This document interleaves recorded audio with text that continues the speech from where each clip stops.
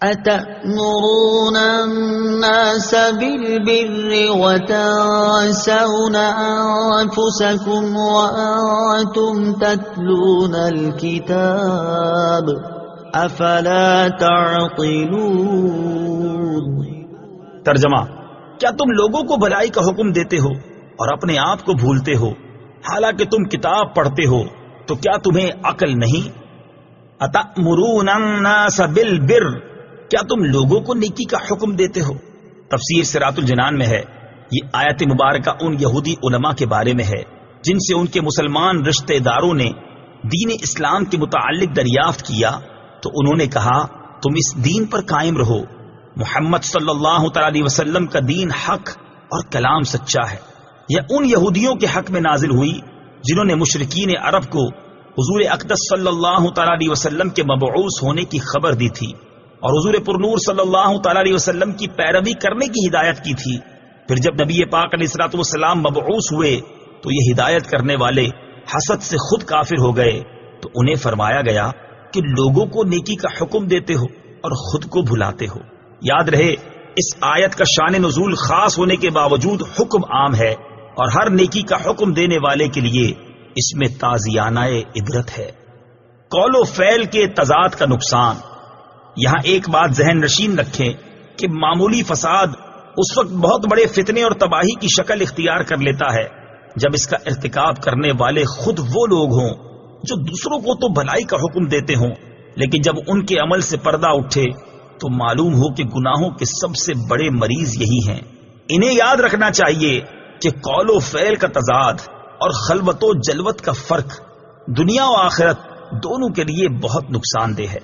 دنیا میں تو یہ اس قدر نقصان دہ ہوتا ہے کہ ایک مرتبہ کسی کے متعلق یہ تضاد ثابت ہو جائے تو لوگ زندگی بھر اسے منہ لگانا پسند نہیں کرتے، بلکہ ایسوں کے عمل کو دیکھ کر نہ جانے کتنے لوگ ہمیشہ کے لیے دین ہی سے متنفر ہو جاتے ہیں، اور آخرت میں اس کا نقصان کتنا زیادہ ہے اس کا اندازہ اس روایت اور حکایت سے خود ہی لگا لیجئے۔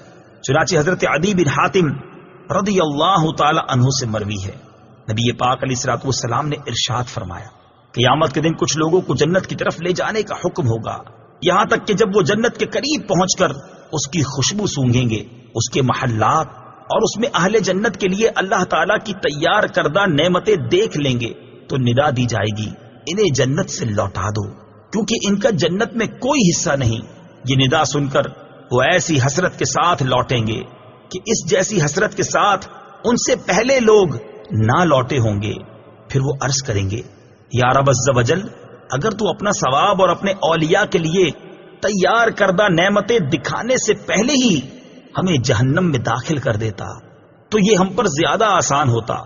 اللہ تعالیٰ ارشاد فرمائے گا میں نے ارادتاً تمہارے ساتھ ایسا کیا ہے، اور اس کی وجہ یہ ہے کہ جب تم تنہائی میں ہوتے تو بڑے بڑے گناہ کر کے میرے ساتھ اعلان جنگ کرتے، اور جب لوگوں سے ملتے تو عاجزی و انکساری کے ساتھ ملتے تھے۔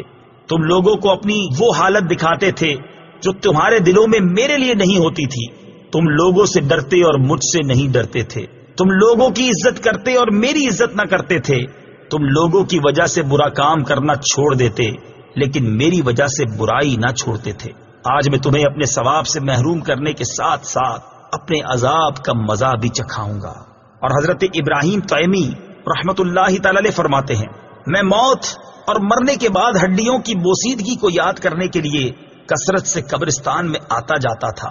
ایک رات میں قبرستان میں تھا کہ مجھ پر نیند غالب آ گئی اور میں سو گیا تو میں نے خواب میں کھلی ہوئی قبر دیکھی اور ایک کہنے والے کو یہ کہتے ہوئے سنا یہ زنجیر پکڑو اور اس کے منہ میں داخل کر کے اس کی شرمگاہ سے نکالو۔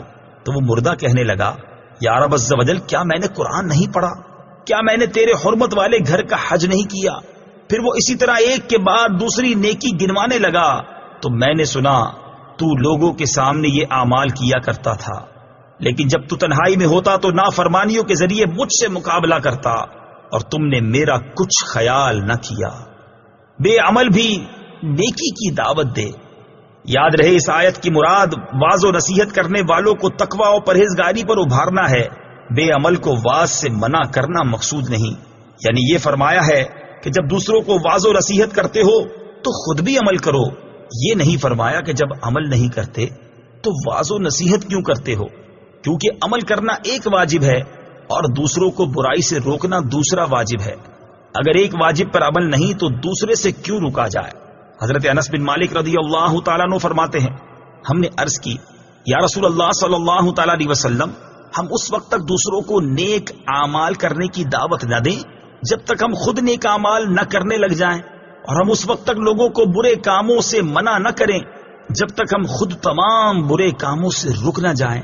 حضور اقدس صلی اللہ تعالیٰ علیہ وسلم نے ارشاد فرمایا، ایسا نہ کرو بلکہ تم نیک اعمال کرنے کا حکم دو، اگرچہ تم خود تمام نیک اعمال نہیں کرتے، اور برے اعمال کرنے سے منع کرو اگرچہ تم تمام برے اعمال سے باز نہیں آئے۔